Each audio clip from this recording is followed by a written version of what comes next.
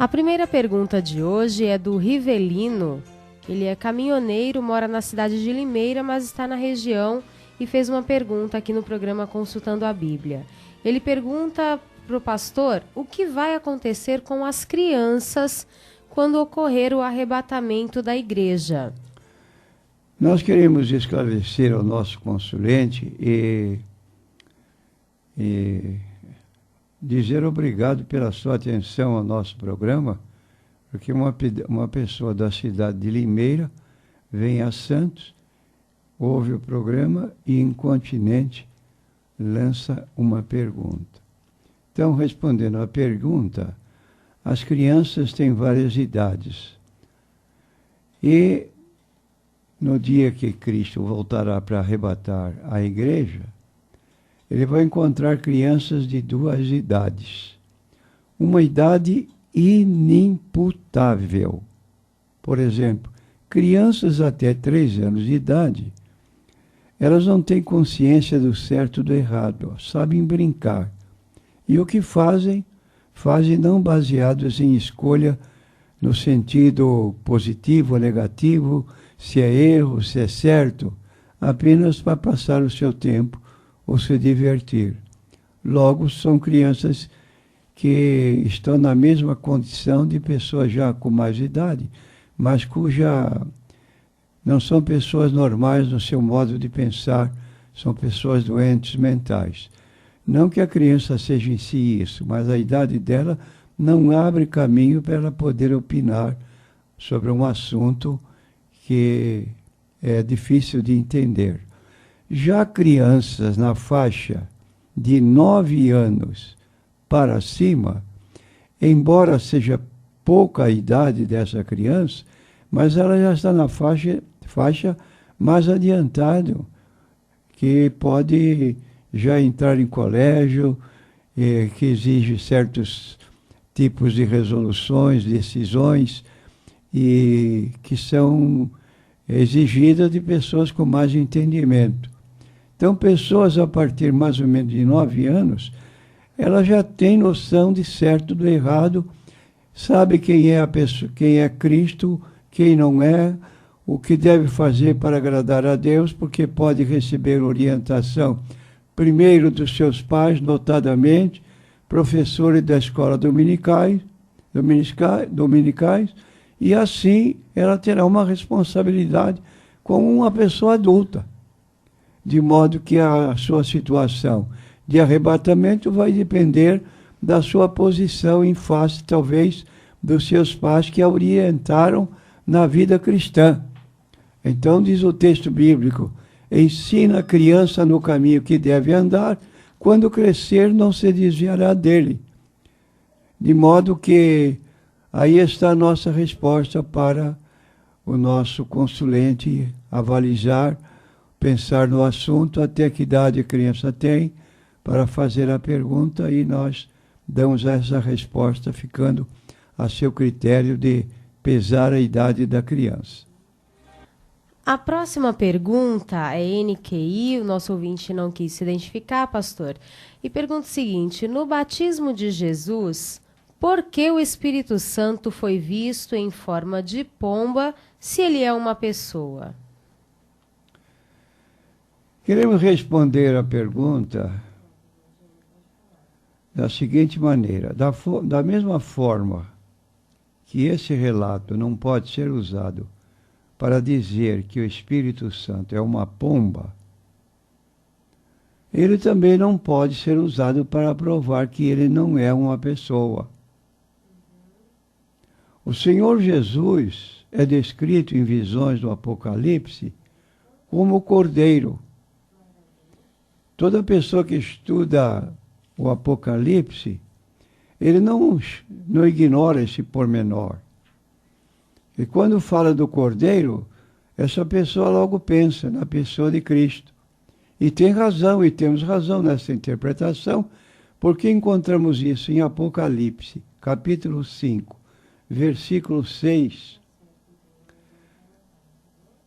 mostrando isso, versículo 8, versículo 12, versículo 13, capítulo 6, versículo 1, versículo 16, capítulo 7, versículo 9, 10, 14, 17, capítulo 14, versículo 1. Então, são passagens bíblicas que a miúde usam essa palavra cordeiro, esse animal, que é um animal sossegado, e de certo que bem representa uma pessoa do tipo de Jesus, e nem por isso ele deixa de ser uma pessoa. É cordeiro ou é pessoa? É uma pessoa, mas simbolizado por um cordeiro. O diabo descrito como um leão, procurando a quem possa tragar, em 1 Pedro, capítulo 5, versículo 8. Assim, o Espírito Santo desce como pomba sobre Jesus. Mas o ponto é, as três personalidades de Deus estão claramente expostas no batismo de Jesus. Primeira, o Pai fala lá do céu: este é o meu Filho amado em quem me comprazo. O Filho escuta quando sai das águas do batismo, e o Espírito Santo, então, ali na forma de pomba, está ali presente naquela cena tão sublime, como uma manifestação na forma de uma pomba, tratando-se de uma pessoa, da mesma forma que ocorre com Jesus, o Filho, e da mesma forma que ocorre com o Pai. Então, temos aí uma resposta que invalida essa posição de pessoas que são contrários à pessoa de Cristo, rebaixam a pessoa de Cristo, não identificam uma personalidade, falando de o Espírito Santo ser uma força ativa e pessoal. Isso é uma verdadeira blasfêmia que se faz, e isso é a entidade religiosa que nós chamamos as Testemunhas de Jeová. A próxima pergunta: além do texto que explicita o batismo de Jesus, quais os outros textos que apontam para a doutrina da Trindade na Bíblia Sagrada? No batismo de Jesus, quando lemos a fórmula batismal de Mateus 28, 19, portanto, ide, fazei discípulo de todas as nações, batizando-os em nome do Pai, e do Filho, e do Espírito Santo. Encontramos ainda os textos bíblicos que declaram que o Pai é Deus. 1 Pedro, capítulo 1, versículo 2, eleito segundo a presciência de Deus Pai. Em segundo lugar, lemos na Bíblia que o Filho é Deus. 1 João, capítulo 5, versículo 20. E sabemos que já o Filho de Deus é vindo e nos deu entendimento para conhecermos o que é verdadeiro. E no que é verdadeiro estamos, isto é, em seu Filho Jesus Cristo. Este é o verdadeiro Deus e a vida eterna. E que o Espírito Santo é Deus, de acordo com Atos capítulo 5, versículo 3 e 4. Disse então Pedro: Ananias, por que encheu Satanás o teu coração para que mentisses ao Espírito Santo e retivesses parte do preço da herdade? Guardando-a, não ficava para ti? Vendida, não estava em teu poder? Por que formaste este desígnio em teu coração? Não mentiste aos homens, mas a Deus. Está aí resposta apoiada na Bíblia para essa pessoa que nos faz a pergunta a respeito da doutrina da Trindade. Então, é só questão de boa vontade de pesquisar. Não pesquisar com uma ideia formada e querer encontrar apoio para a sua forma de pensar. Uma mente aberta, que eu vou saber exatamente o que a Bíblia diz. Pastor, a próxima pergunta é da Francisca. Ela mora no bairro do Boqueirão, em Santos, e ela gostaria de uma explicação sobre Gênesis, no capítulo 32, o versículo 28, que diz: como príncipe lutaste com Deus. Ela separou esse trecho do versículo, ela gostaria de uma explicação. Vamos ler o versículo para que haja mais compreensão. Então disse: não se chamará mais o teu nome Jacó, mas Israel, pois como príncipe lutaste com Deus e com os homens e prevaleceste. Então a pergunta: como príncipe lutaste com Deus? Ela quer saber uma explicação. Este texto, veja bem, Francisca, quando nós lemos um texto, não devemos isolá-lo do contexto. O que é contexto? Contexto é a parte que vem antes e depois do texto. Aí nós temos na íntegra o entendimento daquele texto isolado que lemos. E fazendo isso, o que nós vamos encontrar? Essa palavra que aparece aqui, lutaste com Deus, parece até agressiva. Como uma pessoa vai lutar com Deus? Então, esse texto nos fala de uma oração. A oração é uma prática de todo cristão. É um exercício para o fortalecimento das nossas almas. Foi o que Jesus disse certa vez: orai e vigiai para que não entreis em tentação. Então, a oração pode ser com relação ao passado, com uma luta espiritual, e o resultado desse clamor de Jacó foi a mudança a respeito da sua própria pessoa. Não seria mais Jacó, que tem uma significação pejorativa, ao passo que seria uma palavra Israel, que tem conotação com o povo escolhido de Deus. Então aí está o início de uma nação, quer dizer, na pessoa de Jacó, na sua família, se daria o início de uma nação. E aí está, Jacó teve 12 filhos, que constituíram as 12 tribos de Israel. Dessas 12 pessoas nasceram 12 tribos, que daí deram margem ao reinado, ao governo de Israel.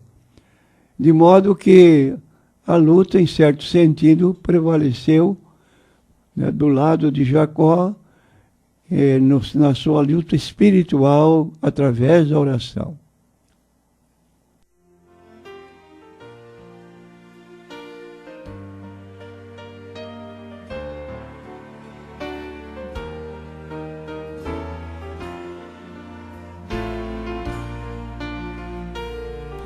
A próxima pergunta, no texto de Mateus, no capítulo 3, versículo 11, as TJs negam a personalidade do Espírito Santo, alegando o que disse João Batista, ou seja, que Jesus batizaria com o Espírito Santo e com água, e que, não sendo a água uma pessoa, o Espírito Santo não pode ser uma pessoa.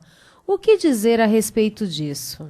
Eu quero dizer o seguinte: se tem validade o argumento das TJs, então teríamos que negar a personalidade de Jesus, visto que os cristãos foram batizados em Jesus, como lemos em Romanos capítulo 6, versículo 3.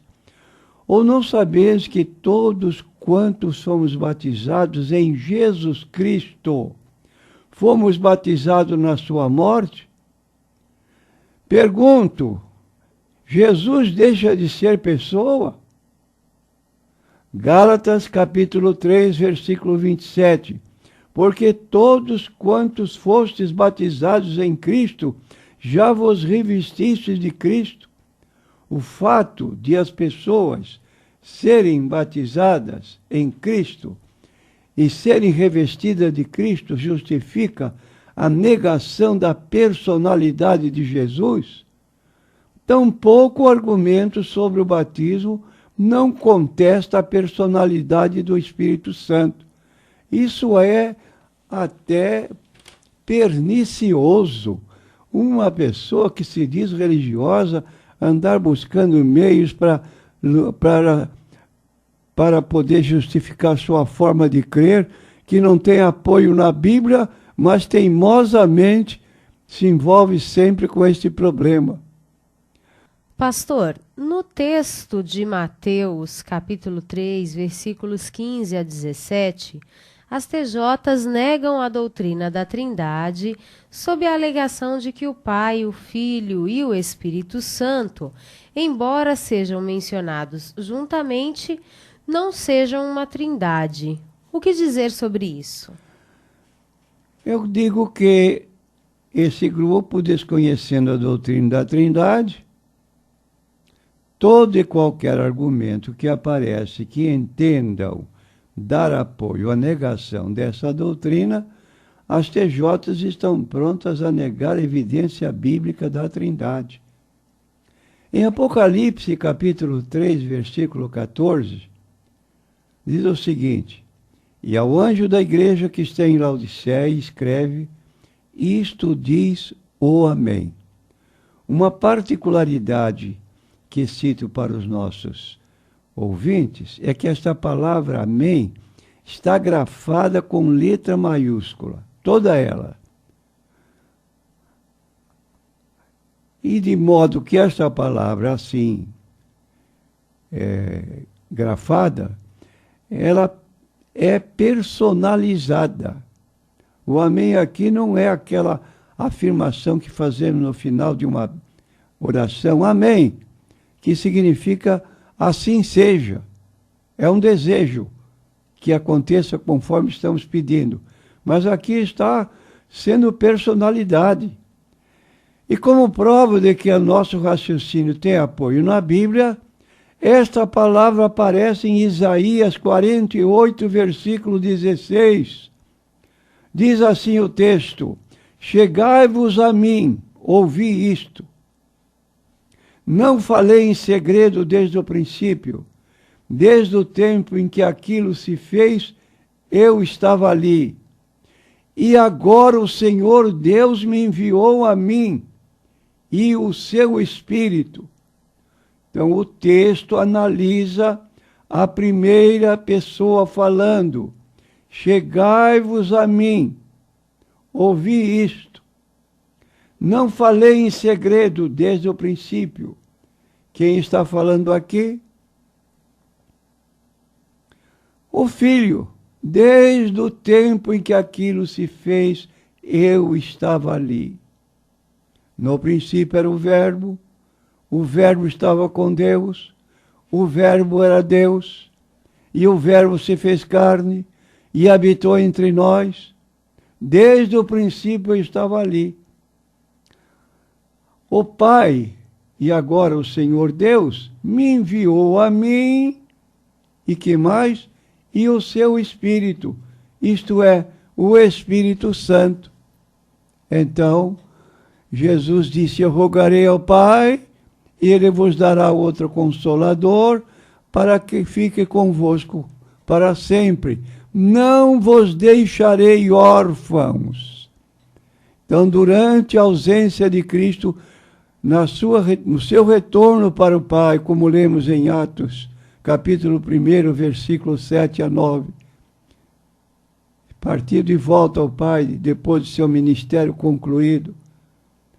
E aqui então veio o Filho, enviado pelo Pai, e veio o Espírito Santo, enviado pelo Filho.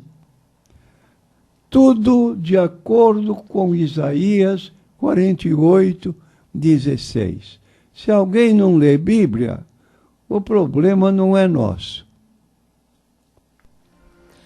Pastor, As TJs dizem que no texto de Mateus, capítulo 4, versículo 1, Jesus é tentado. E que, sendo tentado, assim ele não poderia ser Deus, porque Deus nunca foi tentado.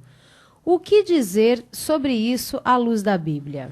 Repito, muita falta de atenção na leitura que as TJs fazem da Bíblia ao negar a deidade absoluta de Jesus sob a alegação de que ele foi tentado e, sendo assim, não pode ser Deus, porque Deus não pode ser tentado.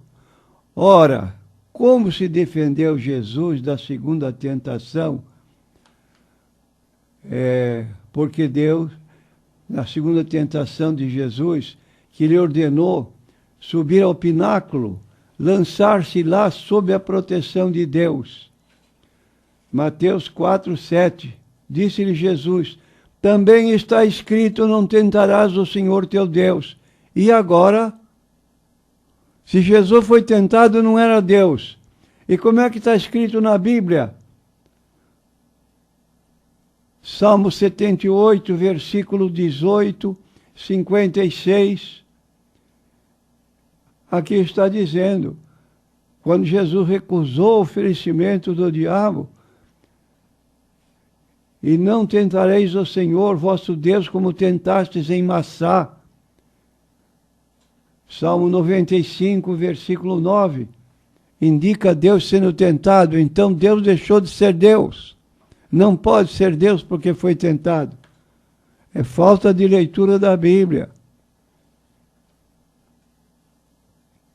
Pastor, as TJs dizem que Jesus não deve ser adorado.